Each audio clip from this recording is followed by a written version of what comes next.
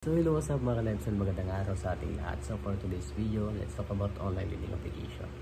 Pag-usapan po natin yung advance fee loan scam na until now, napakarami pa rin naloloko. Especially sa Facebook, no?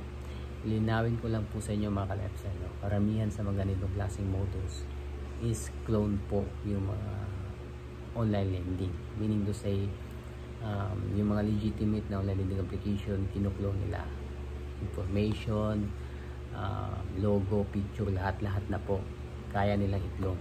Ganito po high-tech yung mga scammer ngayon. Think na lang this mga ka-lives, even nga yung mga legitimate na online lending application nangaharas, no? How much more pa kaya itong ganitong klaseng mga modus, no? So ano ba yung advance fee loan scam? So sa mga nagtatanong, alam ko karamihan sa inyo is hindi familiar dito. Ito po yung mga online lending application na makikita natin sa social media, especially sa Facebook, na mga link lang po, no? Ito po sila na is nangihingi ng advance payment. So bago nila is disburse, halimbawa yung perang na-approve sa iyo, halimbawa na-approve ka 50,000, hihingian ka muna nila ng 3,000, and then tapos sabihin naman nila kagad na nagkamali sa reference whatsoever, yung processing fee medyo nagkamali, hingian ka na naman hanggang sa hindi mo na namalayan mga ka-lifestyle, malaki na yung na ibibigay mo sa kanila. So ganun po yung modus ng mga tao to. So since mahirap ang buhay ngayon, then maliit yung sweldo, syempre halos karamihan sa atin mapapaniwala, no? So kakapit sa ganitong klaseng mga modus. Yun nga lang, hindi natin alam na niloloko lang po tayo. So yun po yung advance fee loan scam mga ka-lifestyle, na until now po talaga, with every time na binabasa ko yung mga comments na mga videos natin, meron talagang mga na-scam sa ganitong klaseng modus, no? I hope this video will serve as awareness para dun sa mga mahilig mag-loan, especially pag sa link lang po, no? So karamihan ng mga online lending application na nakikita nyo sa social media, especially sa Facebook mga ka-lifestyle, is clone po yan, ano?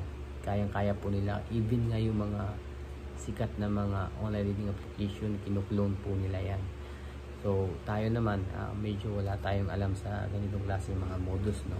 Pero ngayon, nagbigay tayo ng kaalaman, so sana magsilbing awareness to dun sa mga papasok sa ganitong klaseng mga online lending application, mangungutang, no?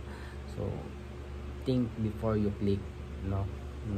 Huwag po kayong basta-basta magbibigay ng advance payment, no? Sabihin nila, bago kasi ma-disburse yung perang na-approve sa'yo, mangingi muna. So maling-mali po talaga yun, no? So karamihan po talaga yung naloloko ng ganitong klaseng modus is no read, no write. So hindi naman sa in-underestimate natin or pinikriticize yung ganitong klaseng mga tao. Sana po naman magkaroon sila ng kaalaman, idea sa ganitong klaseng modus, mga lifestyle. So yun lang mga lifestyle, share ko lang sa inyo kasi very alarming pa rin, kasi marami pa rin kasi na actually mga lifestyle nagawa na natin ito ng content dati pa, no? Yung ganitong klaseng mga modus, advance fee loan scam, no? Yung tinatawag. So nagawa na natin ito ng video, pero until now napakarami pa rin mga naloloko, no? Nag-ikot-ikot din ako sa Facebook, merong mga group page doon ng mga biktima ng online lending application. Napakaraming mga naloloko, no? Sini-search kasi nila legitimate yung ola na yon, and then yun, nagbibigay sila, hindi nila alam na baka kasi clone lang, no? So isa pang mga dahilan ng ibang mga online lending application na haras, no? Pag kino-complain sila, sabihin nila na wala silang ginagawang ganun, mga maling, hindi po sila nangaharas. So siguro yung clone po yung gumagawa, pero based lang yun sa aking opinion, ano. Pero regarding sa mga ganong klaseng usapin mga ka-lifestyle, in the end of the day, nasa sa inyo pa rin yan kung paano nyo i-handle yung ganitong klaseng sitwasyon, ano. So nasa sa inyo pa rin. Kung naka-problema kayo sa online lending application, hindi kaagad katapusan na ng mundo, no. Marami pong solution, maraming way, no. So yun lang mga ka-lifestyle, no.